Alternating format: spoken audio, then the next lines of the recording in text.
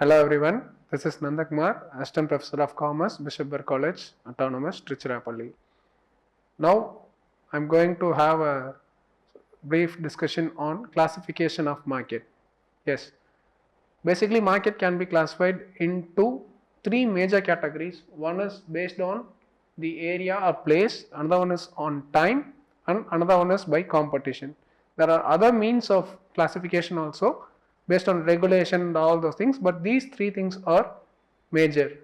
Based on area, on the basis of area, market can be basically classified as three. One is local market, the next one was national market, and followed by international market. Basically it depends on the geographical position of where the product is being sold or produced and marketed. Right, when we say like a local market, it can be a small area, or it can even represent a city or a town or even a state. When it goes beyond the borders, it may be treated as a national market, and if it crosses the borders of a nation, then it can be considered as an international market. Next, on the basis of time, we can classify the market as follows: the daily or very short period market, second one is short period market, third one is long period market, and the fourth one is about very secular or very long period market. Short period, very short period or daily market represents those products which are majorly perishable in nature. For example, milk, vegetables, green leaves, those things which cannot be extended more than few days in the sense a day or two. Beyond that, we cannot able to hold the product for sale. So here in this kind of market, the price of the product was largely depends upon the factors like demand, then supply of the product, then seasons like if a season varies, the price may be differ, and depends upon the availability also, the price can be altered. For example, milk, fresh vegetables, green leaves are examples of this market. Short period market will refer to a period of a week or so. If a product can be whole for a week or even some 15 days, by the help of the technology available with, for example, warehousing, cold storage, it can be extended up to a week or two. So that short period market was mostly applied for, again, few of vegetables, fish, then eggs, and which product, those products which can be extended up to certain period.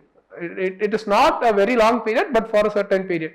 Here the demand can be altered by storing the product for a while. Then followed by long period market. Long term market, in the sense that the product may extend from 1 month to even 6 to a year. The possibly long period was mentioned up to a year. It is not more than a year. For example, cereals, pulses, and all other things may be considered as rice, wheat, grains like, and FMCG products, which is fast moving consumer goods products, are belongs to the long period market. In this market, we can able to control the price by having by storing the product for a little bit longer time or a duration. And the fourth one is about the secular or the long period market, very long period market. Here Marshall refers this secular market may tends from a year to 10 years. Even he mentioned as for a decade. Here the demand was certainly differs on various conditions like technology of production, then taste and preference of consumers or the customers, then the intake of raw material. So everything will be changed over a decade.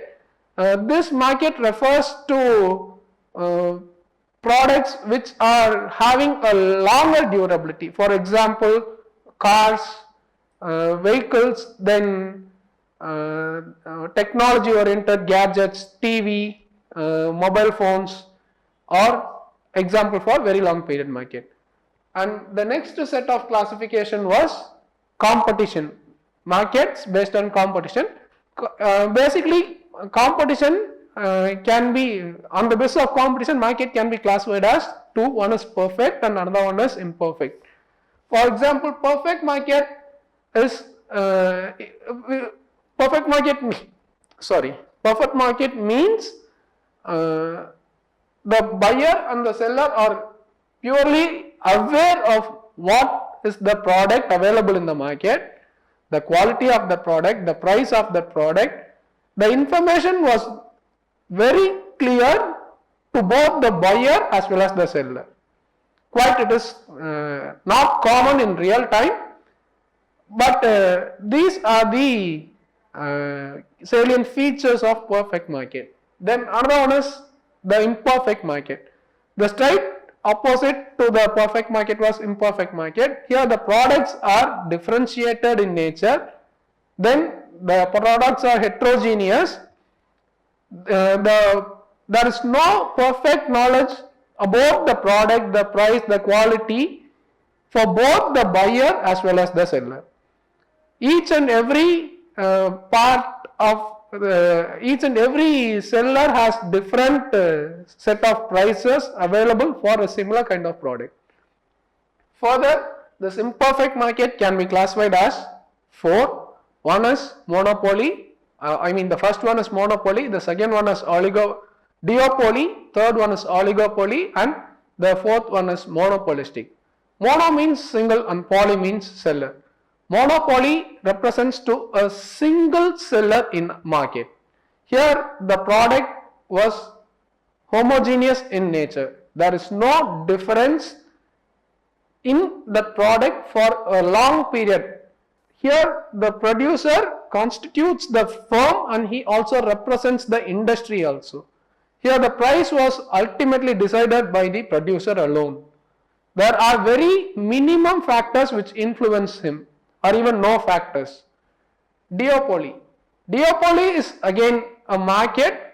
Duo means two, poly means seller. A market which having only two producers in the market. So if the two producers go hand in hand, they forms or they constitutes again a monopoly, or they represent a monopoly. But here there is a minimum chance for a competition.